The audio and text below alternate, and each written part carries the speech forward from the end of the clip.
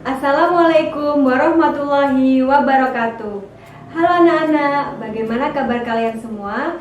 Semoga kalian tetap sehat dan tetap semangat belajarnya ya. Pada pembelajaran kali ini kita masuk pada bab 3 yakni teks eksposisi.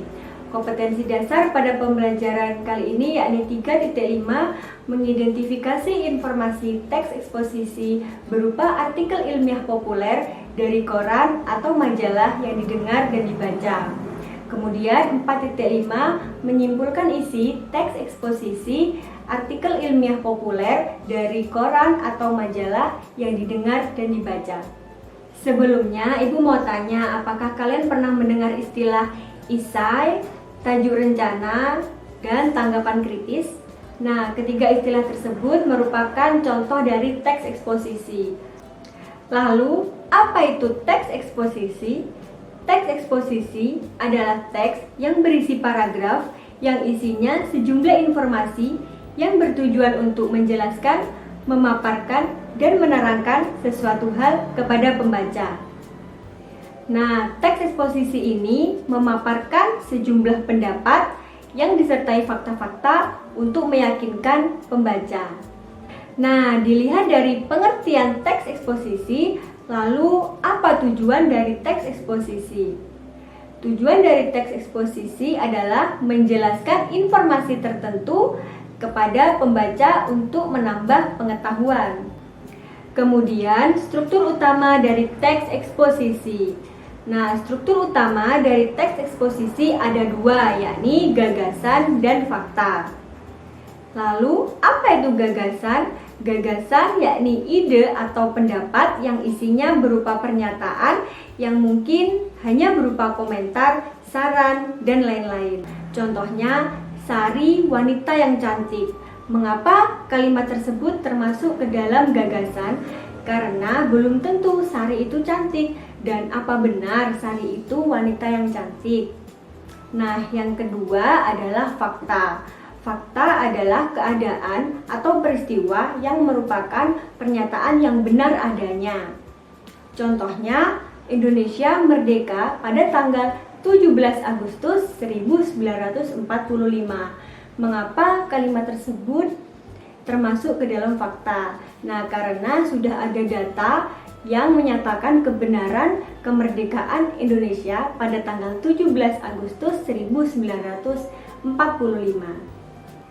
Nah, jadi dalam teks eksposisi terdapat struktur utamanya yakni fakta dan gagasan. Nah, di sini fakta berfungsi sebagai penguat gagasan-gagasan agar gagasan-gagasan itu dapat dipercaya oleh pembaca.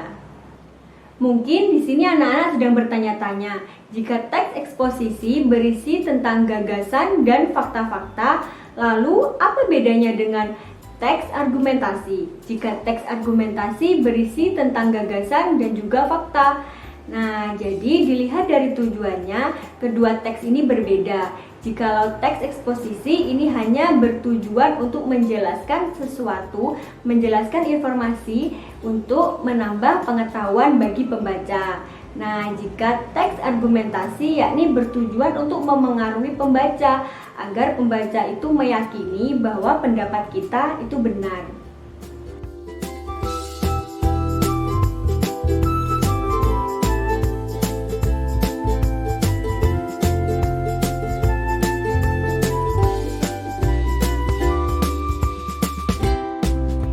Gimana? Sudah paham kan bagaimana perbedaan dari teks eksposisi dan teks argumentasi? Jadi jangan sampai ada yang keliru ya. Kemudian Ibu contohkan dengan kegiatan yang mungkin pernah kalian lakukan, yakni berdiskusi. Nah, di dalam diskusi tentunya kalian juga mengeluarkan pendapat-pendapat, gagasan-gagasan kalian.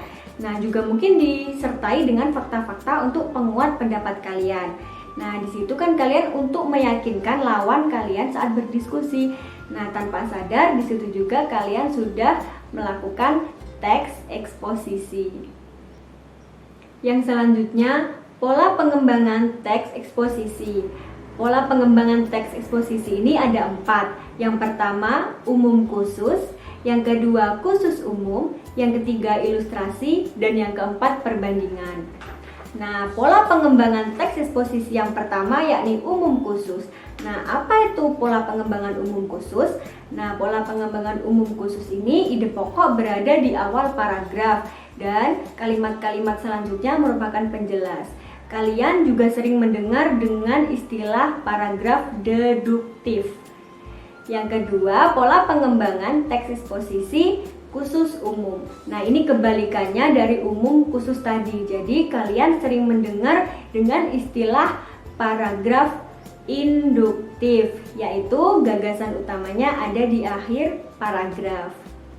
Yang ketiga, yakni pola pengembangan ilustrasi. Nah, apa itu pola pengembangan ilustrasi? Pola pengembangan ilustrasi suatu metode untuk mengadakan gambaran khusus terhadap prinsip yang bersifat umum. Nah, tujuannya untuk menjelaskan ide, gagasan, dan maksud penulis. Nah, contohnya bisa ilustrasi pengalaman hidup, ilustrasi dari kejadian nyata. Yang terakhir yakni pola pengembangan perbandingan. Apa itu pola pengembangan perbandingan? Nah, pola pengembangan perbandingan ini dapat dilakukan dengan membandingkan entah persamaan atau perbedaan berdasarkan aspek tertentu. Jadi, kalian bisa membandingkan antara A dan B, entah itu perbedaan atau persamaan. Materi yang selanjutnya adalah menyimpulkan isi teks eksposisi. Nah, menyimpulkan isi teks ini dapat dilakukan dengan dua cara. Yang pertama, gagasan umum sebagai dasar menyimpulkan teks. Gagasan umum atau ide pokok adalah kalimat sebagai inti dari paragraf. Nah, yang kedua adalah jenis paragraf berdasarkan letak gagasan utamanya. Nah, di sini ada 3 jenis paragraf. Yang pertama paragraf deduktif, yang kedua paragraf induktif, yang ketiga paragraf campuran. Tentunya kalian semua sudah tidak asing kan dengan 3 jenis paragraf tersebut. Nah, paragraf deduktif yakni paragraf yang gagasan utamanya terletak di awal paragraf. Nah, jika paragraf induktif itu kebalikannya. Paragraf induktif letak gagasan utamanya berada di akhir paragraf. Kemudian paragraf campuran. Nah, jika paragraf campuran ini gagasan utamanya terletak di awal dan di akhir. Jika kalian sudah memahami tentang menyimpulkan isi teks eksposisi, selanjutnya kalian juga harus memahami langkah-langkah menyimpulkan isi teks eksposisi. Nah, menyimpulkan isi teks eksposisi ini melalui 3 langkah-langkah. Langkah-langkah menyimpulkan isi teks eksposisi yang pertama, membaca teks eksposisi dengan seksama. Yang kedua, mencatat ide pokok teks eksposisi. Nah, ide pokok teks eksposisi ini merupakan gagasan utama dari paragraf. Nah, yang terakhir adalah menggabungkan antara ide-ide pokok yang telah kalian tulis menjadi sebuah paragraf menggunakan kalimat kalian sendiri. Nah, kalau kalian sudah memahami langkah-langkah dari menyimpulkan isi teks eksposisi, kalian pasti bisa membuat kesimpulan dari teks eksposisi. Nah, bagaimana? Apakah kalian sudah paham? Ayo kita ingat-ingat kembali apa saja yang telah kita pelajari pada pembelajaran kali ini.